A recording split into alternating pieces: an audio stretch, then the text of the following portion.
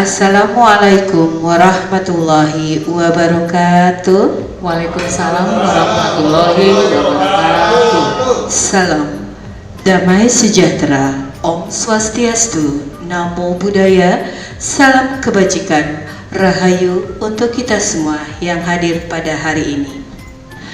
Yang terhormat Ibu Kepala Sekolah SD Negeri Menteng Dalam 07, Ibu Haja Nur Hayati. Yang terhormat Bapak dan Ibu Guru SD Negeri Menteng Dalam 07, dan yang saya hormati calon guru penggerak Ibu Luciana Maidona Sinaga. Bismillahirrahmanirrahim. Alhamdulillahirabbil alamin. Wassalatu wassalamu ala asrofil anbiya'i wal mursalin wa ala alihi wa sahbihi ajma'in, amma ba'du. Puji dan syukur kehadirat Allah Tuhan Yang Maha Esa yang telah begitu banyak memberikan kita nikmat sehingga kita semua bisa berkumpul di ruang kelas 1B SD Negeri Menteng Dalam 07 dalam rangka diseminasi budaya positif sekolah yang akan disampaikan oleh Ibu Luciana Maidona Sinaga. Salawat dan salam tak lupa kita haturkan kepada Nabi Muhammad SAW sebagai sosok pedoman pendidikan dalam hidup kita. Bapak dan Ibu sekalian, sebelum kita mulai acara diseminasi kita pada hari ini, marilah kita membaca basmalah sebagai penanda dimulainya acara pada hari ini. Bismillahirrahmanirrahim. Saya Fitriati, guru dari SD Negeri Menteng Dalam 07, akan membacakan susunan acara pada hari ini. Yang pertama adalah pembukaan yang alhamdulillah telah kita buka bersama-sama. Yang kedua adalah sambutan dari Ibu Kepala Sekolah SD Negeri Menteng Dalam 07, Ibu Haja Nur Hayati. Dan yang ketiga adalah paparan diseminasi budaya positif di sekolah yang akan disampaikan oleh Ibu Luciana Maidona Sinaga. Dan yang terakhir adalah penutup. Baiklah Bapak dan Ibu sekalian, adapun rangkaian acara selanjutnya adalah sambutan dari Ibu Kepala Sekolah kepada Ibu Haja Nur Hayati. Kami persilakan dengan segala hormat.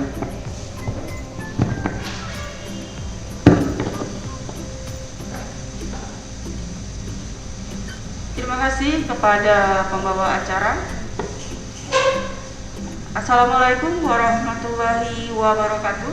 Waalaikumsalam warahmatullahi wabarakatuh. Salam sejahtera bagi kita semuanya. Puji syukur kita panjatkan hadirat Allah Subhanahu wa taala bahwa hari ini Sekolah SD Menteng Dalam 07 sangat bergembira sekali karena Ibu Luciana Maidona Sinaga hari ini akan melakukan pengimbasan diseminasi tentang budaya positif yang ada di sekolah ini. Saya sangat bangga sebagai pimpinan sekolah ini pada Bapak Ibu yang sudah hadir dalam diseminasi hari ini. Semoga dengan adanya pengimbasan ini, maka kita semuanya, semua stakeholder yang ada di sekolah ini, baik guru, orang tua, dan murid, dapat mengembangkan budaya positif. Dan yang sangat berbahagia, Ibu Luciana Maidona Sinaga, saya ucapkan terima kasih dan selamat sudah sampai modul 1 dan melakukan pengimbasan diseminasi budaya positif. Semoga acara ini berjalan dengan lancar. Assalamualaikum warahmatullahi wabarakatuh. Waalaikumsalam warahmatullahi wabarakatuh. Terima kasih atas sambutan yang diberikan. Semoga harapan Ibu Kepala Sekolah dapat terwujud melalui salah satu calon guru penggerak di sekolah kita, yaitu Ibu Luciana Maidona Sinaga. Baiklah Bapak Ibu sekalian, marilah kita rangkai acara puncak atau acara inti, yaitu pengimbasan diseminasi budaya positif di sekolah yang akan disampaikan oleh calon guru penggerak SD Negeri Menteng Dalam 07, Ibu Luciana Maidona Sinaga. Kepadanya kami persilakan dengan segala hormat.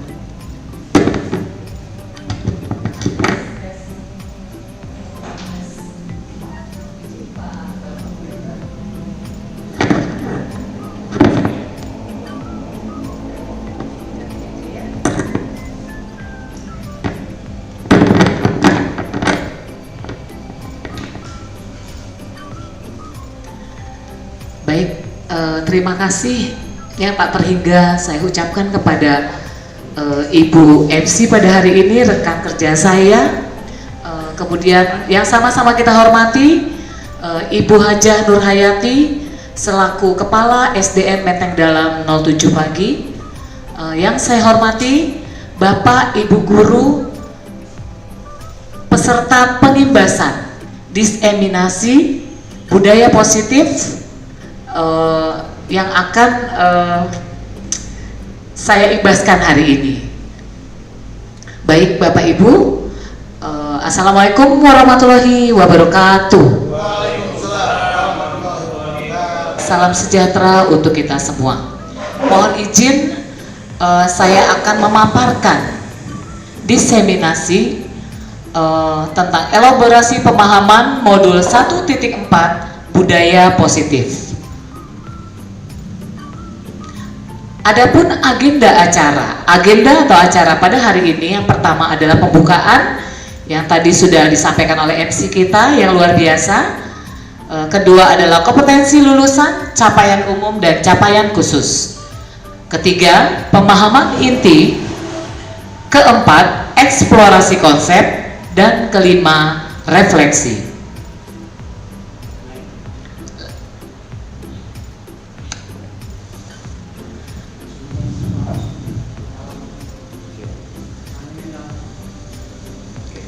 Baik, adapun pertanyaan pemantik yang pertama adalah setuju atau tidak setuju? Pertama, hukuman dapat mendisiplinkan anak. Menurut Bapak Ibu, setuju atau tidak setuju? Tidak setuju. Tidak setuju ya Bapak Ibu. Saya bacakan yang kedua. Pemberian hukuman dengan hal positif seperti membaca atau membersihkan halaman sekolah dapat meningkatkan disiplin anak. Setuju atau tidak Bapak Ibu? Tidak setuju. Tidak setuju. Baik, saya bacakan yang ketiga. Memberi penghargaan dapat meningkatkan motivasi anak. Bagaimana Bapak Ibu? Tidak setuju lagi. Nah, baik, atas pertanyaan jawaban dari pertanyaan pemantik pada hari ini yang sebagian besar jawabannya adalah tidak setuju, maka di sini mari sama-sama kita kupas dari eksplorasi konsep ya.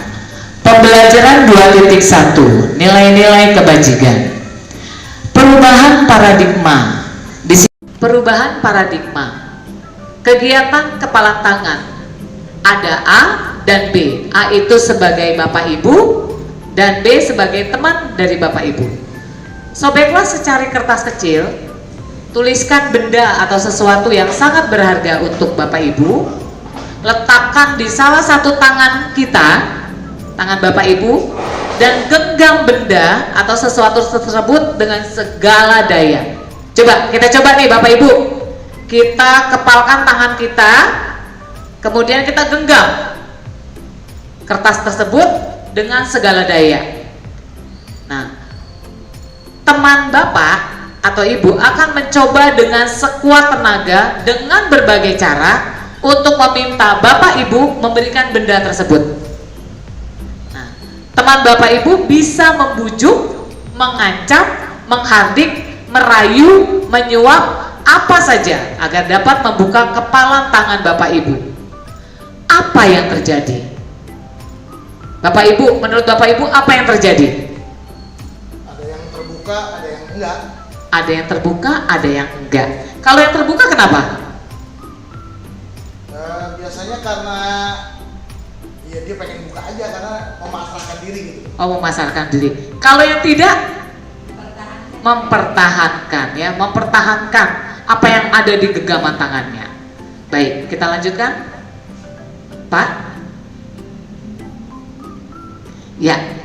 Bapak Ibu, perubahan paradigma teori kontrol atau teori pilihan atau ilusi kontrol. Yang pertama, ilusi kontrol ini terdiri dari ilusi guru mengontrol murid. Yang kedua, ilusi bahwa kritik dan membuat orang merasa bersalah dapat menguatkan karakter.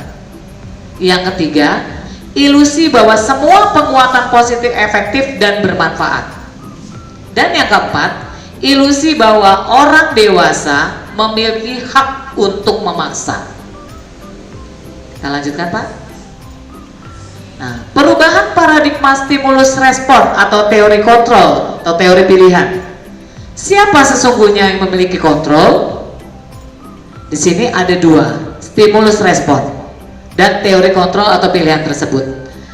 Dari stimulus respon, kita mencoba mengubah orang agar berpandangan sama dengan kita. Namun, sesuai dengan teori kontrol, kita berusaha memahami pandangan orang lain tentang dunia. Kedua, menurut stimulus respon, perilaku buruk dilihat sebagai suatu kesalahan. Sedangkan teori kontrol, semua perilaku memiliki tujuan. Yang ketiga, orang lain bisa mengontrol saya. Menurut teori kontrol, hanya Bapak Ibu yang bisa mengontrol diri Bapak Ibu sendiri. Kemudian, yang keempat, saya bisa mengontrol orang lain. Tapi menurut teori kontrol, kita tidak bisa mengontrol orang lain. Jadi ada perbedaan sekali ya Bapak Ibu ya. Yang kelima, menurut stimulus respon, pemaksaan ada pada saat bujukan gagal. Sedangkan teori kontrol mengatakan kolaborasi dan konsensus menciptakan pilihan-pilihan baru. Yang terakhir Bapak Ibu, menurut stimulus respon, model berpikir menang atau kalah. Sedangkan teori kontrol mengatakan model berpikir menang-menang atau sama-sama menang. Lanjut Bapak. Nah, di sini ada diagram ya Bapak Ibu, diagram disiplin positif. Menurut teori kontrol atau teori pilihan Dr. William Glasser, ini ada 4. Kita tidak bisa mengontrol orang lain. Hanya kita yang bisa mengontrol diri kita sendiri. Makna disiplinnya, belajar kontrol diri dengan menggali potensi kita agar tercapai tujuan mulia, yaitu sesuatu menjadi seseorang yang kita inginkan berdasarkan nilai-nilai yang kita hargai. Kemudian yang kedua, semua perilaku memiliki tujuan. Menurut teori motivasi, ada tiga, yaitu pertama, untuk menghindari hukuman. Yang kedua, untuk mendapatkan imbalan. Dan yang ketiga, untuk menghargai diri sendiri. Nah, untuk menghargai diri sendiri ini memiliki turunan nilai-nilai kebajikan universal, yang itu akan kita bisa wujudkan dalam sebuah keyakinan kelas. Yang ketiga, menurut teori kontrol, modal berpikir menang-menang dan kolaborasi serta konsensus menciptakan pilihan-pilihan baru. Ada 5 posisi kontrol. Yang pertama, penghukum. Kedua, pembuat rasa bersalah. Ketiga, posisi teman. Keempat, posisi pemantau. Dan yang kelima, posisi manajer. Nah, posisi yang kelima ini Bapak Ibu, posisi kelima ini dapat kita wujudkan dengan segitiga restitusi. Apa itu segitiga restitusi? Ada 3 Bapak Ibu. Yang pertama, menstabilkan identitas. Yang kedua, validasi kebutuhan. Dan yang ketiga, menanyakan keyakinan. Dari segitiga restitusi ini akan berhubungan sangat berhubungan erat dengan 5 kebutuhan dasar manusia yang juga berhubungan dengan teori kontrol yang terakhir. Realitas kebutuhan kita berbeda-beda. Kita berusaha memahami pandangan orang lain tentang dunia. Setiap orang memiliki gambaran yang berbeda-beda. Kenapa bisa kita bilang begitu? Karena manusia itu memiliki 5 kebutuhan dasar. Apa saja? Yang pertama, kebutuhan bertahan hidup. Nah, kebutuhan bertahan hidup itu maksudnya apa ya? Nah, Bapak Ibu, kebutuhan bertahan hidup itu kebutuhan ada 2. Kebutuhan bertahan hidup berdasarkan fisiologis, fisik, secara fisik, yaitu kebutuhan akan rasa lapar, rasa haus, rasa ingin tidur, seperti itu. Dan kebutuhan psikologis, rasa ingin dihargai, ya Bapak Ibu. Nah, yang kedua, penguasaan. Kebutuhan dasar yang kedua, penguasaan. Yang ketiga, kasih sayang dan rasa diterima. Kita sama-sama memiliki kebutuhan ingin disayang, ingin dihargai. Ya, siapa sih manusia yang tidak ingin disayang, Bapak Ibu? Saya tanya, Bapak Ibu butuh kasih sayang nggak?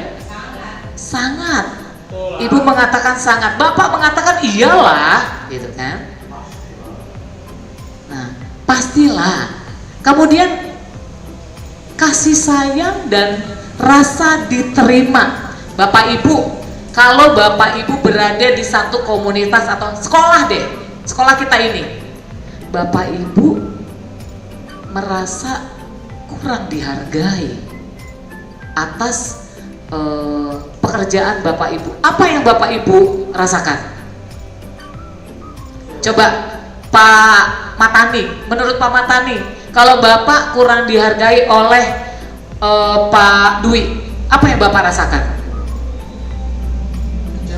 Kecewa. Kemudian Pak Dwi, apa yang Bapak rasakan kalau Bapak kurang dihargai atas pekerjaan yang sudah Bapak kerjakan? Halo Pak Dwi. Kesal. Ya. Bu Meita, menurut Bu Meita, kalau Bu Meita nggak disayang oleh murid-murid Bu Meita, tidak kurang disayang oleh rekan-rekan kerja, apa yang Bu Meita rasakan? Sedih. Saya pribadi juga begitu Bapak Ibu. Tidak kurang mendapat kasih sayang. Saya merasa, aduh, apa yang salah di diri saya? Kenapa teman-teman saya kok tidak peduli sama saya? Seperti itu. Jadi ada sesuatu, ada something yang, wah, berarti apa yang harus saya lakukan? Seperti itu Bapak Ibu. Karena itu merupakan kebutuhan dasar kita. Kemudian rasa diterima. Yang keempat, kesenangan. Kesenangan itu apa sih contohnya? Pak Pran, kebutuhan dasar kesenangan. Menurut Pak Pran, kesenangan itu contohnya apa Pak? Makan-makan, kemudian jalan-jalan, ya Pak ya? Holiday, ya betul sekali. Holiday. Kemudian yang terakhir adalah kebutuhan akan kebebasan, freedom, kebebasan. Ya, semua kita ini membutuhkan 5 yang ada di depan ini. Pertama, bertahan hidup. Kedua, penguasaan. Ketiga, kasih sayang dan rasa diterima. Keempat, kesenangan. Dan kelima, kebebasan. Nah, Bapak Ibu, kita akan melihat apa sih makna dari disiplin. Makna dari disiplin berasal dari bahasa Latin, yaitu disciplina, yang artinya belajar. Makna asal dari kata ini berkonotasi dengan disiplin diri dari murid-murid Sokrates dan Plato. Nah, karena Bapak Sokrates dan Plato ini memang filsuf dari yang berasal dari Yunani ya, Bapak Ibu.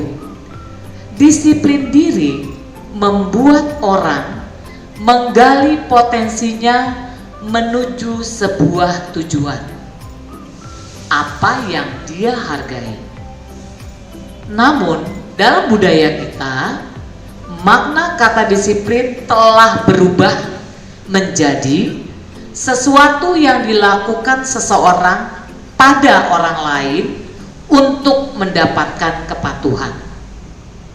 Kecenderungan umum adalah menghubungkan kata disiplin dengan ketidaknyamanan, bukan dengan apa yang kita hargai atau pencapaian suatu tujuan mulia.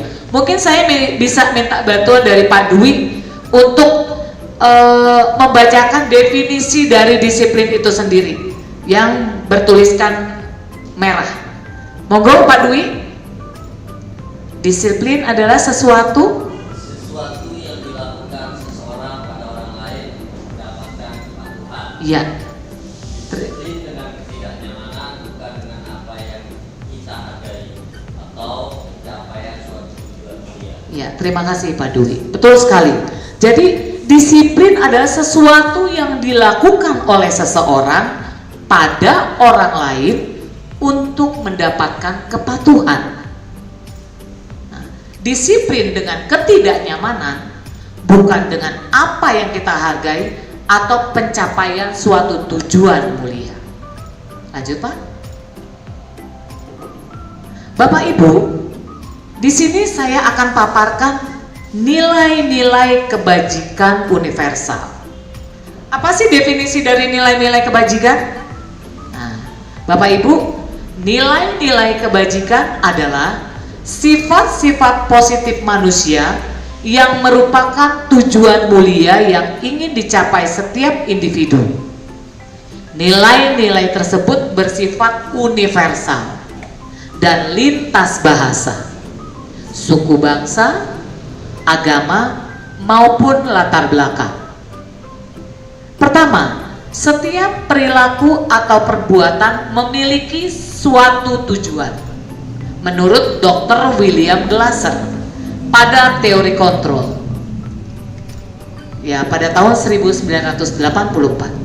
Yang kedua, dengan mengaitkan nilai-nilai kebajikan yang diyakini seseorang, maka motivasi intrinsiknya akan terbangun sehingga menggerakkan motivasi dari dalam untuk dapat mencapai tujuan mulia yang sama-sama diinginkan. Menurut Diane Gosset tahun 1998. Yang ketiga, nilai-nilai kebajikan yang ingin dicapai oleh setiap anak Indonesia kita kenal dengan profil pelajar Pancasila yang sama-sama kita tahu digaungkan oleh Mas Menteri kita melalui kurikulum Merdeka Belajar. Apa itu profil pelajar Pancasila? Yang pertama, beriman, bertakwa kepada Tuhan Yang Maha Esa dan berakhlak mulia. Yang kedua, mandiri. Yang ketiga, bernalar kritis.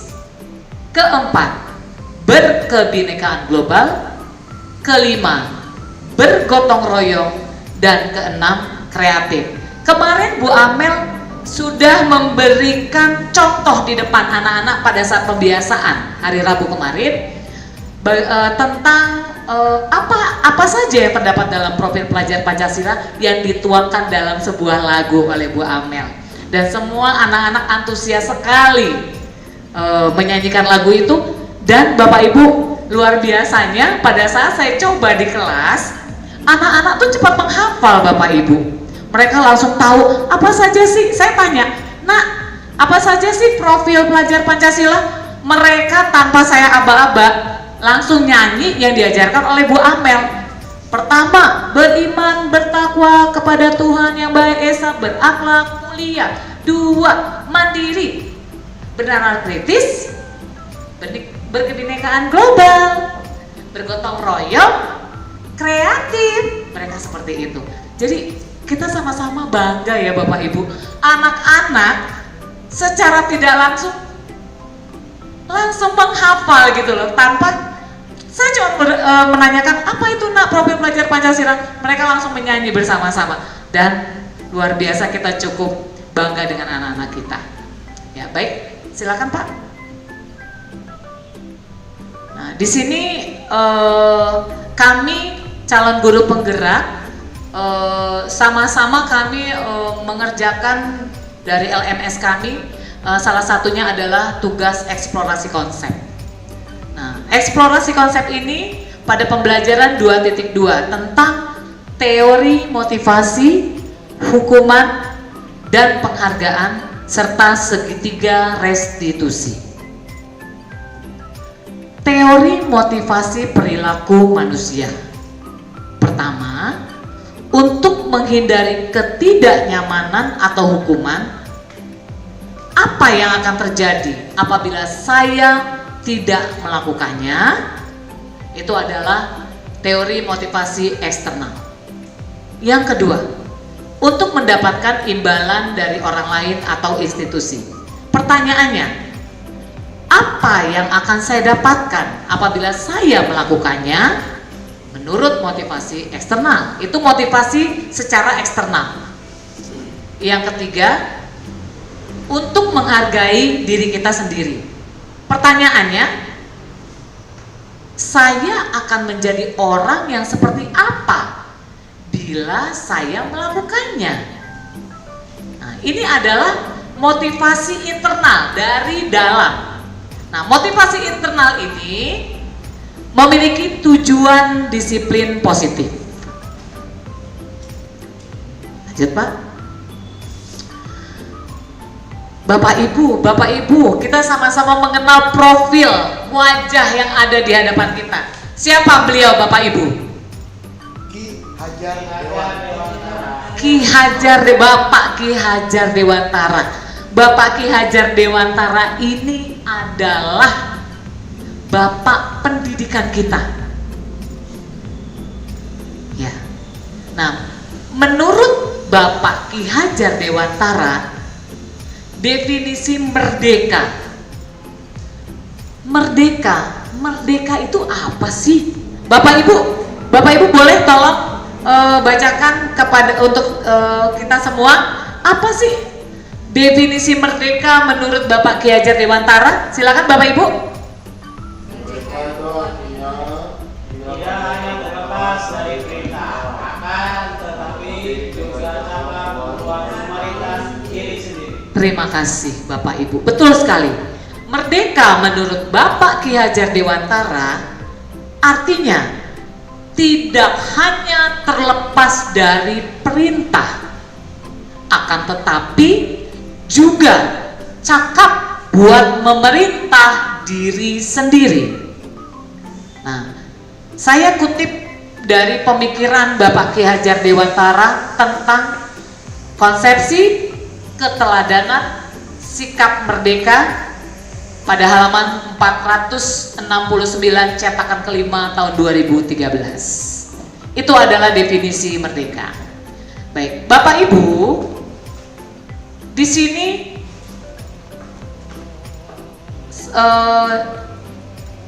dihukum oleh penghargaan. Mari sama-sama kita kupas. Apa sih maksud dihukum oleh penghargaan? Penghargaan berlaku sama dengan hukuman. Dalam arti meminta atau membujuk seseorang melakukan sesuatu untuk memenuhi suatu tujuan tertentu dari orang yang meminta atau yang membujuk.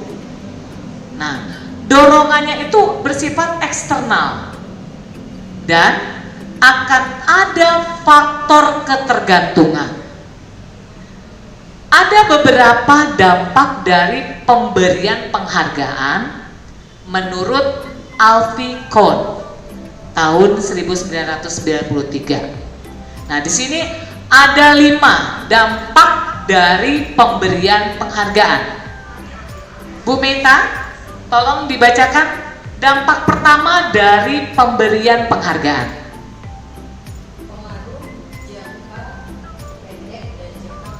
Ya, betul sekali Bu Meta. Dampak dari pemberian penghargaan yang pertama adalah berpengaruh untuk jangka pendek dan jangka panjang.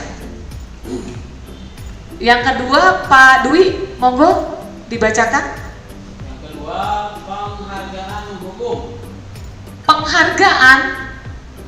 Penghargaan menghukum, penghargaan bersifat menghukum di sini. Yang ketiga, Pak Matani, silakan. Monggo Pak, dibacakan. Penghargaan mengurangi ketepatan. Ya, dampak dari pemberian penghargaan yang ketiga, penghargaan tersebut mengurangi ketepatan. Ketepatan dari tujuan yang akan kita capai bersama-sama. Mengurangi ketepatan. Tepat sasaran, tujuan yang sama-sama kita ingin capai. Yang keempat, saya akan bacakan. Penghargaan akan berlangsung tidak efektif.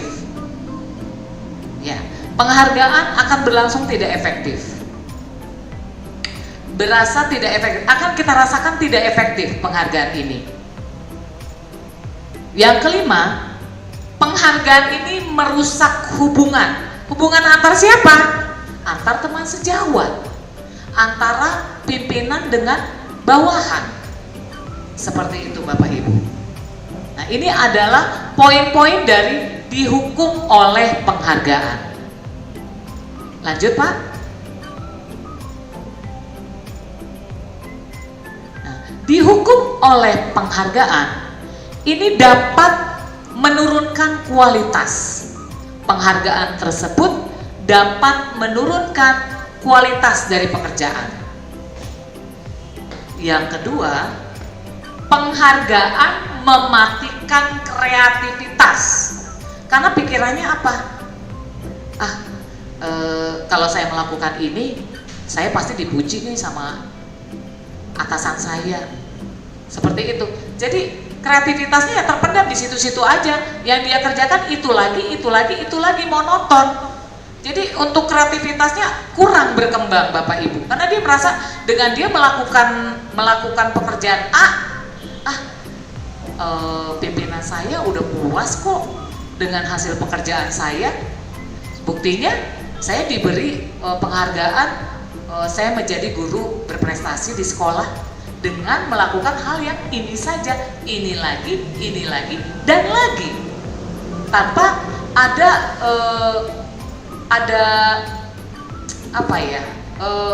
kreativitas yang dikembangkan dari pekerjaan yang dia lakukan.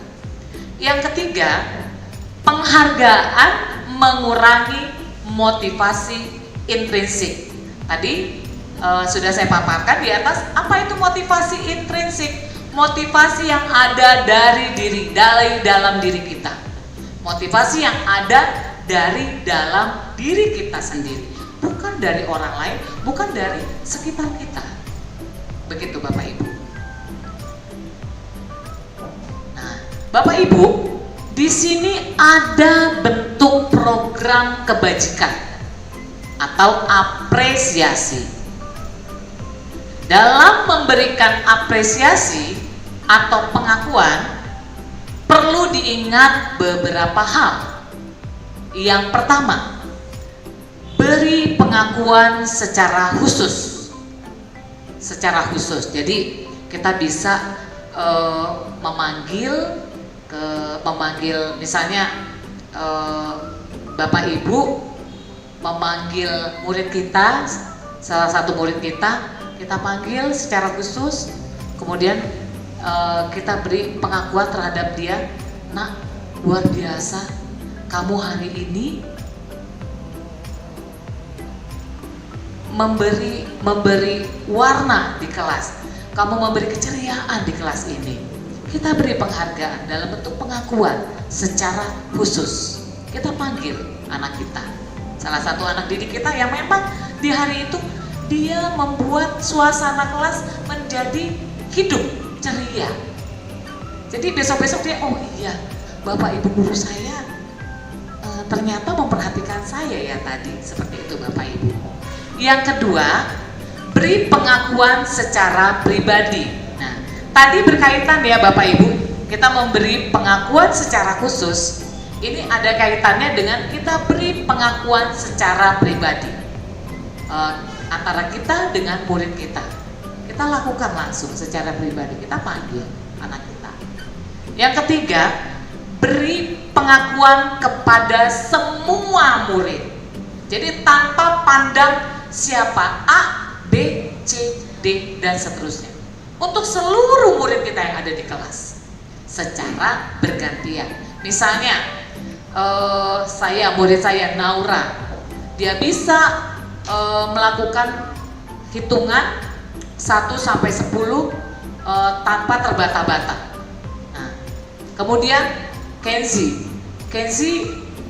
bisa menghitung juga tanpa terbata-bata. Jadi Naura, kita beri pengakuan penghargaan, luar biasa, nah kamu pintar, kamu bagus sekali, kamu belajar di rumah. Begitu pula dengan Kenzi. Jadi kita beri pengakuan secara bergantian kepada murid-murid kita. Kemudian yang keempat, beri pengakuan secara konsisten. Artinya pada saat kita beri pengakuan yang tadi Naura, Kenzi di hari ini, jangan hanya di hari ini Bapak Ibu, hanya satu hari itu saja. Besok-besok untuk selanjutnya, pada saat memang Naura dan Kenzi melakukan hal yang luar biasa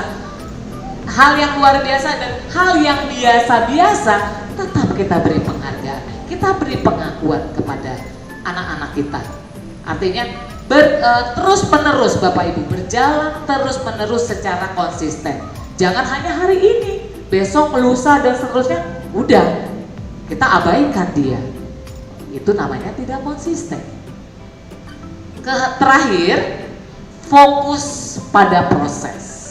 Kita fokus pada proses Bapak Ibu untuk memberi apresiasi atau pengakuan. Lanjut Bapak.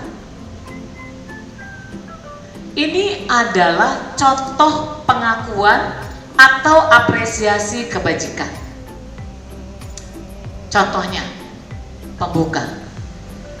Kemarin saya perhatikan, ini kalimat pembukanya ya Bapak Ibu. Contohnya, kemarin Ibu perhatikan kamu membantu teman kamu mengambil sepeda di parkiran sepeda. Nah, nilai kebajikannya di situ adalah kita beritahu, nak, kamu memiliki rasa empati yang besar sekali. Rasa empatimu kepada temanmu luar biasa, nak. Ibu bangga kepadamu. Di situ situasinya yang seperti tadi saya sebutkan. Pada saat salah satu murid kita menolong murid baru di kelas kita. Jadi murid baru ini tidak tahu bagaimana parkir sepeda yang baik, bagaimana mengeluarkan sepedanya dengan benar, seperti itu. Nah, salah satu murid kita dengan tulusnya membantu dengan tulus, menurut saya tulus, dan kita lihat gitu loh, dia jalan, dia tahu itu sepeda temannya yang baru, dia ambil, terus dia sama-sama ini sepedanya. Nah, artinya di situ jangan bosan-bosan Bapak Ibu, kita beri penghargaan, kita beri pengakuan sebagai apresiasi kebajikan dari murid kita. Ya, dengan kata-kata yang seperti tadi, kemarin Ibu perhatikan kamu membantu kawanmu mengambil sepeda, merapikan sepeda. Kamu menuntun dia untuk memberitahu di sini loh tempat parkir sepedanya. Begitu ibu perhatikan. Kemudian kamu juga dengan tulus mengantar dia, mendampingi dia, mengambil sepeda dan melewati jalan yang seharusnya dilewati. Nah, itu kita boleh mengatakan, nak, ibu bangga terhadapmu. Kamu memiliki rasa empati yang luar biasa. Seperti itu Bapak Ibu. Nah, kemudian contoh pengakuan yang kedua. Dalam situasi pada saat murid kita membantu teman-temannya di tugas kelompok. Di sini kita bisa membuat kalimat pembuka, ibu menghargai. Ibu menghargai apa yang kamu lakukan kepada teman-temanmu. Kamu menjadi tutor dalam tugas kelompok. Kamu tahu, kamu mengerti. Si temanmu tidak mengerti, belum paham. Kamu mengulang kembali apa yang sudah dijelaskan oleh Bapak Ibu, oleh Ibu Guru di depan kelas. Kamu ulang kembali kepada temanmu sebagai tutor sebaya, dan temanmu sekali, dua kali tidak mengerti. Begitu kamu ulang berkali-kali, temanmu akhirnya mengerti. Ibu sangat-sangat menghargai akan apa yang kamu lakukan. Artinya di situ anak kita sudah menunjukkan rasa kepedulian yang tinggi terhadap teman-temannya di kelas dalam skup tugas kelompok. Seperti itu Bapak Ibu. Nah, contoh pengakuan ketiga, pada saat murid kita memungut kertas-kertas yang berserakan di lantai. Nah, di sini kita bisa memberi kalimat dalam bentuk terima kasih nak untuk apa yang sudah kamu lakukan. Kamu memungut kertas-kertas yang berserakan itu tanpa aba-aba dari ibu. Kamu sudah menerapkan LISA. Lihat, sampah, ambil. Lihat, S, sampah, A, ambil. LISA, ya Bapak Ibu, LISA itu adalah salah satu singkatan yang digaungkan oleh Bapak Kasudin kita, Bapak Sony. Beliau mengatakan, ayo kita gaungkan kepada murid-murid kita, LISA. Lihat, sampah, ambil, buang ke tempat. Artinya di sini Bapak Ibu, kita jangan artinya kita berterima kasih untuk apa yang sudah dilakukan oleh murid-murid kita. Di sini anak-anak sudah menunjukkan rasa tanggung jawab. Rasa tanggung jawab atas kebersihan lingkungan sekolah. Dia sudah menjaga, anak murid kita menjaga, merawat kebersihan lingkungan sekolah kita dengan menerapkan LISA. Tanpa aba-aba dari kita, karena itu merupakan kebiasaan atau budaya positif yang terus kita gaungkan dan kita praktekkan bersama-sama dengan anak didik kita. Lanjut Pak. Bapak Ibu, di sini ada perbedaan antara hukuman dan konsekuensi. Tindakan guru yang pertama mencatat 100 kali di dalam buku kalimat. Nah, sekali lagi, mencatat 100 kali di dalam buku dengan kalimat, saya tidak akan terlambat lagi karena anak murid kita terlambat datang ke sekolah. Menurut Bapak Ibu, hukuman atau konsekuensinya sudah benar atau tidak? Hukuman ini Bu. Itu hukuman ya? Ya, hukuman. Itu hukuman, bukan konsekuensi ya, Bapak Ibu ya. Itu hukuman. Yang kedua, Bapak Ibu tidak memilih antara hukuman atau konsekuensi. Lari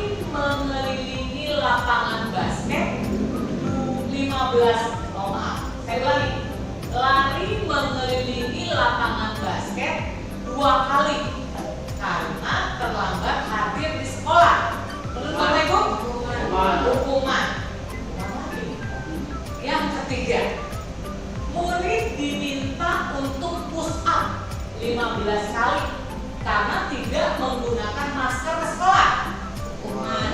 Hukuman juga. Yang keempat, menggantikan kertas tugas teman yang telah dicoret-coret. Konsekuensi. Nah, kita ketemu nih konsekuensi yang pertama.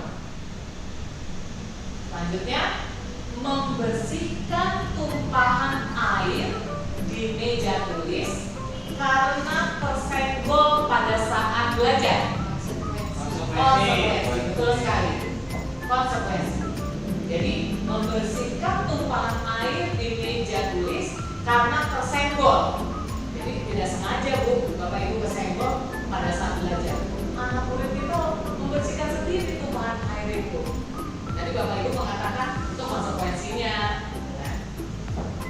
Kemudian murid diminta untuk mengenakan sepatu seharian di sekolah karena tidak mengenakan sepatu hitam. Bapak Ibu, hukuman atau konsekuensi ini? Hukuman ya, betul, hukuman. Kemudian lari mengelilingi lapangan basket 2 kali karena terlambat 10 menit untuk pelajaran PJOK.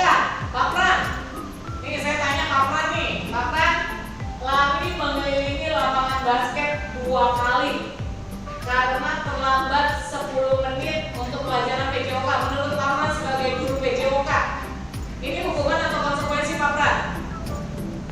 Halo Pak Pran. Hukuman. Ya, betul, itu hukuman Pak Pran. Jadi menurut Pak Pran, bagus nggak nih kita terapkan di sekolah nih Pak Pran? Kurang bagus. Ya, terima kasih Pak Pran atas responnya. Lanjut Pak. Monggo Pak. Ya. Kemudian, nah ini Bapak Ibu, tadi sama-sama kita sudah menjawab hukuman. Jadi di sini saya bacakan sekali lagi. Tindakan guru mencatat 100 kali di dalam buku kalimat saya tidak akan terlambat lagi karena terlambat ke sekolah. Itu adalah hukuman Bapak Ibu, bukan konsekuensi.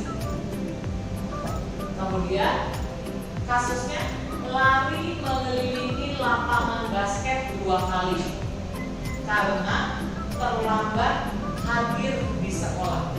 Bapak Ibu, hal ini tindakan guru ini merupakan hukuman kepada anak didik kita.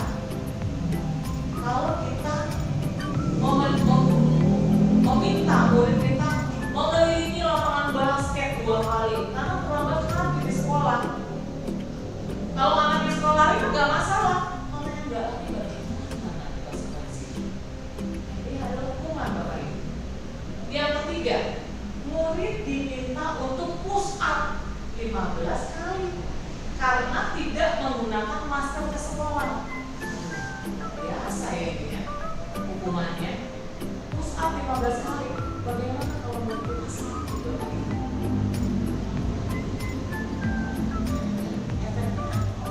Efeknya kita akan merasakan sama-sama ini pihak sekolah. Kalau sekolah murid kita melakukan push up 15 kali, bagaimana bisa? Efeknya bahaya ya Bapak Ibu. Ya, kemudian menggantikan kertas tugas teman yang telah dicoret-coret. Tadi Bapak Ibu mengatakan konsekuensi, betul sekali. Jadi dia bertanggung jawab dengan menggantikan kertas tugas temannya yang telah dia coret-coret. Dia ganti kertas. Lanjut, membersihkan tumpahan air di meja tulis karena tersenggol pada saat belajar. Ya betul, itu adalah konsekuensi. Jadi dia lap sendiri tuh, muridnya mengelap sendiri tumpahan air itu. Artinya dia berarti untuk bertanggung jawab atas hal yang dia lakukan, tindakan yang dia lakukan. Kemudian murid disuruh untuk tidak mengenakan sepatu seharian di sekolah karena tidak mengenakan sepatu hitam. Mana ya? Kalau Kalau lapangan kita banyak batunya, gimana itu anak kita ya? Seharian tidak boleh mengenakan sepatu. Bahaya Bapak Ibu. Nanti telapak kakinya bisa luka. Yang ada apa? Kita dipanggil nih, karena ada kasus orang tua mati nih. Jadi itu kita lebih berhati-hati lagi apabila kita memberikan satu tindakan, kita melakukan tindakan atas ketidakdisiplinan murid kita. Kemudian yang terakhir, lari mengelilingi lapangan basket 2 kali karena terlambat 10 menit untuk pelajaran PJOK. Tadi Pak Pran mengatakan, "Rumah Bu," hanya gitu. Ternyata ini adalah konsekuensi Pak Pran. Iya, konsekuensi karena kenapa? Pelajaran PJOK, pelajaran olahraga. Jadi mengelilingi lapangan basket 2 kali karena terlambat 10 menit pelajaran Pak Pran PJOK. Artinya apa Pak Pran? Ini konsekuensi dari anak kita. Sekalian pemanasan buat dia sebelum olahraga. Itu ya Bapak. Lanjut Pak. Nah Bapak Ibu, perbedaan hukuman dan konsekuensi. Maaf, sebentar, ini mic-nya kok mati ya? Sebentar ya. Mic-nya mati. Pak Dwi mungkin bisa bantu. Mic-nya mati Pak.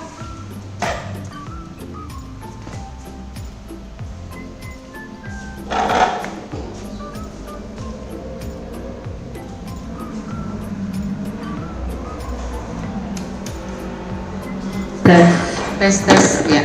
Terima kasih Pak Dwi.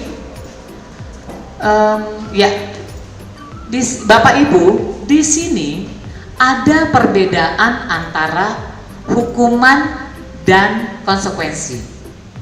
Ya. Adapun hukuman adalah sesuatu yang menyakitkan harus terjadi. Sedangkan konsekuensi adalah sesuatu yang terjadi.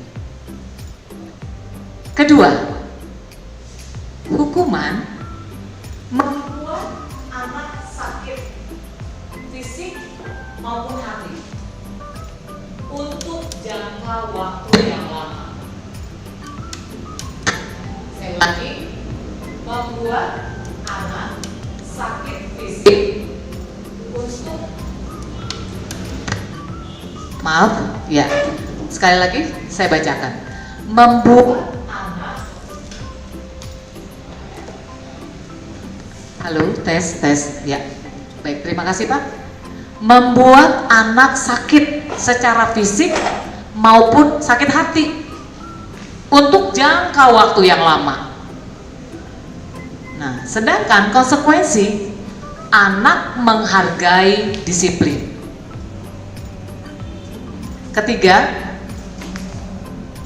hukuman akan berdampak anak membenci kedisiplinan. Sedangkan konsekuensi, stimulus menjadi stimulus atau tanggapan. Yang keempat, hukuman bersifat paksaan. Sedangkan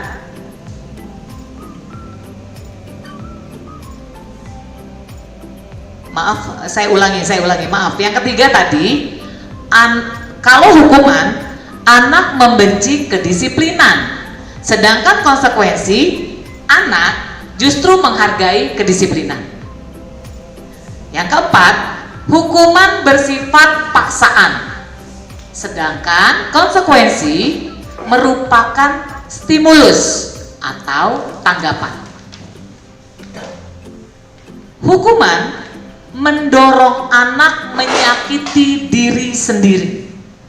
Sedangkan konsekuensi mendorong anak atau murid kita agar mudah menyesuaikan diri. Hukuman adalah konsep diri yang buruk. Sedangkan konsekuensi adalah konsep diri yang baik.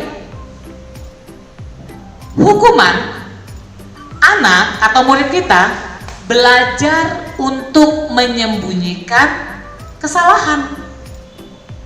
Sedangkan konsekuensi, murid kita belajar untuk mematuhi peraturan atau keyakinan kelas atau kesepakatan kelas. Nah, hukuman itu akan berdampak anak menjadi marah, mengakibatkan rasa bersalah, mengakibatkan anak merasa dipermalukan, anak merasa tak dihargai. Sedangkan konsekuensi berdampak kehilangan hak, dibuat tidak nyaman, diasingkan untuk sementara atau time out. Lanjut Pak. Bapak Ibu, apa itu restitusi? Restitusi adalah proses menciptakan kondisi bagi murid untuk memperbaiki kesalahan mereka, sehingga mereka bisa kembali pada kelompok mereka dengan karakter yang lebih kuat. Restitusi juga merupakan proses kolaboratif yang mengajarkan murid-murid kita untuk mencari solusi untuk masalah mereka dan membantu murid berpikir tentang orang seperti apa yang mereka ingin menjadi, orang seperti apa yang mereka ingin, yang merupakan tujuan mulia, dan bagaimana mereka harus memperlakukan orang lain. Ini menurut Diana Gosen yang dirilis pada tahun 2004. Ya, Bapak Ibu, di sini ada dua identitas, yaitu identitas gagal dan antonimnya identitas sukses. Bapak Ibu, identitas gagal ini berkaitan dengan hukuman, sedangkan identitas sukses ini tentang kedisiplinan, yaitu konsekuensi dan restitusi. Kita akan membandingkan Bapak Ibu. Dari segi hukuman, sesuatu yang menyakitkan harus terjadi. Konsekuensi, sesuatu harus terjadi. Namun menurut restitusi, restitusi merupakan pilihan. Kedua, hukuman akan berdampak ketidaknyamanan untuk murid kita dalam jangka waktu yang panjang. Sedangkan konsekuensi, ya memang berdampak tidak nyaman juga untuk jangka waktu pendek. Itu bedanya ya Bapak Ibu. Kalau hukuman dalam jangka waktu yang panjang, sedangkan restitusi dalam jangka waktu yang pendek. Konsekuensi dalam jangka waktu yang pendek. Sedangkan restitusi justru menguatkan untuk murid atau anak didik kita dalam jangka waktu yang panjang. Jadi beda sekali ya Bapak Ibu ya. Menurut Bapak Ibu, mana yang Bapak Ibu pilih? Hukuman, konsekuensi, atau restitusi? Restitusi. Terima kasih, bagus sekali. Nah, hukuman. Menurut hukuman, korban mendapatkan keadilan, itu menurut hukuman. Tapi kalau menurut konsekuensi, korban bisa diabaikan. Sedangkan menurut restitusi, korban mendapatkan ganti. Kemudian menurut hukuman, murid atau anak kita akan tersakiti. Sedangkan konsekuensi, murid atau anak dibuat tidak nyaman. Nah, restitusi, anak atau murid kita mendapatkan penguatan. Kemudian perilaku pasif agresif meningkat. Menurut konsekuensi, penguatan hanya bertahan dalam jangka waktu pendek. Sedangkan restitusi, masalah terpecahkan. Nah, sistem tidak akan berjalan bila murid tidak takut menurut hukuman. Kalau konsekuensi, memerlukan monitoring dan supervisi terus-menerus dari guru. Sedangkan restitusi, murid belajar bertanggung jawab untuk perilakunya. Nah, Lanjut Bapak Ibu, menurut hukuman berlaku hanya pada sebuah institusi, tidak berlanjut pada kehidupan nyata. Sedangkan konsekuensi membantu penerapan mengikuti peraturan dalam masyarakat. Sedangkan restitusi fokus pada pemecahan masalah dalam jangka waktu panjang. Peraturan adalah kamu harus, itu menurut hukuman. Nah, menurut konsekuensi, apa peraturannya? Mampukah kamu melakukannya? Terima kasih. Begitu. Nah, menurut restitusi, apakah apa yang kamu yakini? Apa yang kamu yakini, nak? Kemudian, apa yang bisa kamu lakukan untuk memperbaiki masalah ini? Kita bisa melontarkan kalimat-kalimat ini dalam restitusi. Nah, hukuman Bapak Ibu, murid akan membenci peraturan, membenci keyakinan kelas, membenci kesepakatan kelas. Sedangkan konsekuensi, murid menghormati peraturan, keyakinan, kesepakatan kelas. Restitusi, murid menghormati dirinya dan orang lain. Jadi Bapak Ibu, hukuman ini bersifat negatif, konsekuensi bersifat netral, restitusi bersifat positif. Ya, baik Bapak Ibu, kita sudah masuk kepada pembelajaran ketiga, keyakinan kelas. Kita lanjut Pak. Ya, nah keyakinan kelas. Di sini ada budaya positif. Di mana budaya positif itu lingkupnya adalah lingkungan positif, kemudian keyakinan kelas, kemudian peraturan kelas. Jadi Bapak Ibu, dari peraturan kelas kita meningkat menjadi keyakinan kelas, dari keyakinan kelas akan berdampak pada lingkungan yang positif. Nah, dengan adanya lingkungan positif akan menghasilkan budaya-budaya positif di sekolah kita. Lanjut Pak. Yang mana yang merupakan keyakinan kelas? Mengapa? Bapak Ibu, di sini ada kesepakatan kelas. Yang pertama, datang tepat waktu, mengucapkan salam. Kedua, menjaga kebersihan sekolah. Ketiga, berdoa sebelum dan sesudah kegiatan pembelajaran ataupun kegiatan yang lain. Keempat, aktif dalam pembelajaran. Kelima, tertib. Nah, di sini dari semuanya itu terciptalah kesepakatan kelas. A, kami guru dan murid yang saling menyayangi. Inilah hasilnya kesepakatan kelas. B, kami murid yang semangat belajar. C, kami murid yang peduli dengan teman-teman. Jadi di sini tidak ada unsur paksaan Bapak Ibu, karena ini adalah kesepakatan keyakinan kelas yang dibentuk oleh Bapak Ibu dan murid-murid, di semua murid di kelas Bapak Ibu. Lanjut Pak. Nah, ini adalah eksplorasi konsep pembelajaran keempat, kebutuhan dasar manusia dan dunia berkualitas. Lanjut Pak. Kebutuhan dasar manusia tadi sudah kita sebutkan ya Bapak Ibu, ada 5. Pertama, kasih sayang dan rasa diterima. Kedua, penguasaan.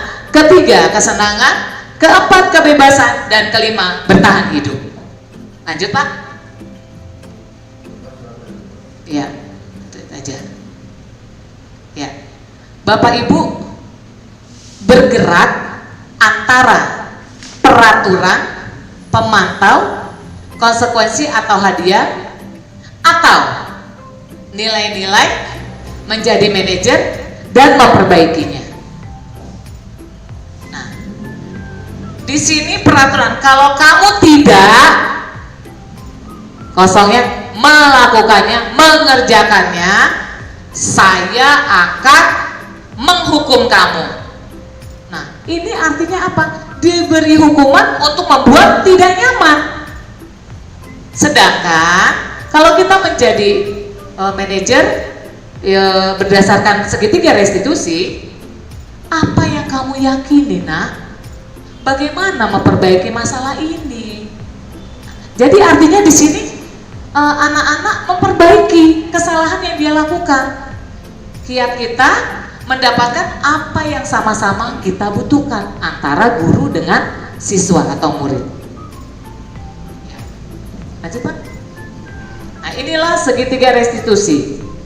Nah, segitiga restitusi ini pertama adalah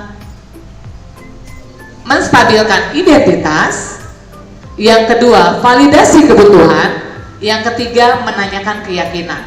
Menstabilkan identitas, setiap orang pasti pernah melakukan kesalahan. Kamu bukan satu-satunya yang pernah melakukan ini. Nah, validasi kebutuhan, kamu tentu punya alasan mengapa melakukan itu. Adakah cara yang lebih efektif untuk mendapatkan apa yang kamu butuhkan? Kita dapat memakai kalimat-kalimat ini, Bapak Ibu. Sedangkan yang ketiga menanyakan keyakinan. Nilai-nilai apa yang telah kita sepakati? Kemudian, kamu ingin menjadi orang yang seperti apa, nak? Nah, inilah segitiga restitusi yang bisa kita terapkan di kelas kita masing-masing, Bapak Ibu. Lanjut, Pak. Ya. Nah, untuk pada saat menstabil, lanjut aja, Pak. Tadi sudah saya jelaskan. Ya, lanjut. Terus, Pak. Nah ini.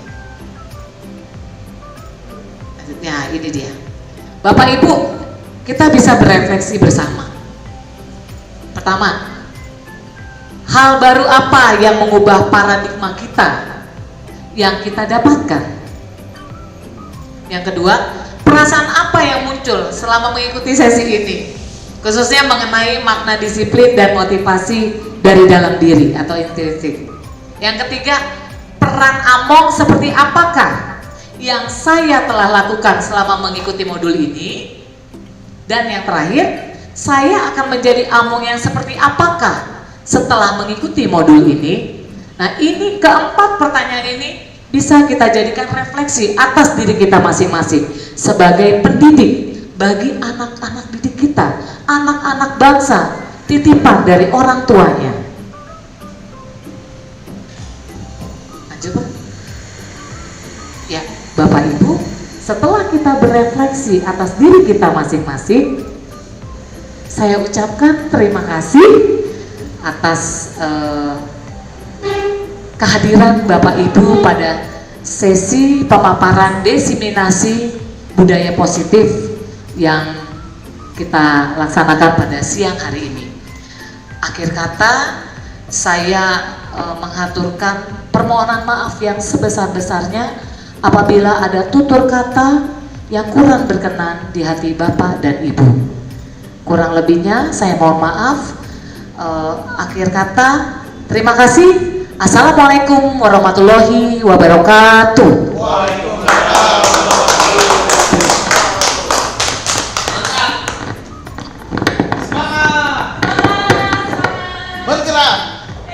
Terima kasih kami ucapkan kepada Ibu calon grup penggerak Ibu Luciana Maidona Sinaga yang telah memberikan paparan diseminasi budaya positif di sekolah pada siang hari ini. Semoga dengan pemaparan yang beliau paparkan pada siang hari ini dapat membuka dan merubah paradigma kita untuk menjadikan pembelajaran lebih baik lagi, yaitu pembelajaran yang berpihak kepada murid. Saya selaku moderator pada hari ini mengucapkan terima kasih atas kesediaan Bapak dan Ibu yang telah bersedia mengikuti pemaparan pada hari ini, dan sekaligus mewakili beliau memohon maaf atas segala kekurangan. Baiklah, sama-sama kita tutup acara diseminasi paparan budaya positif di sekolah ini dengan mengucapkan hamdalah alhamdulillahirabbil alamin. Saya akhiri dengan mengucapkan wassalamualaikum warahmatullahi wabarakatuh.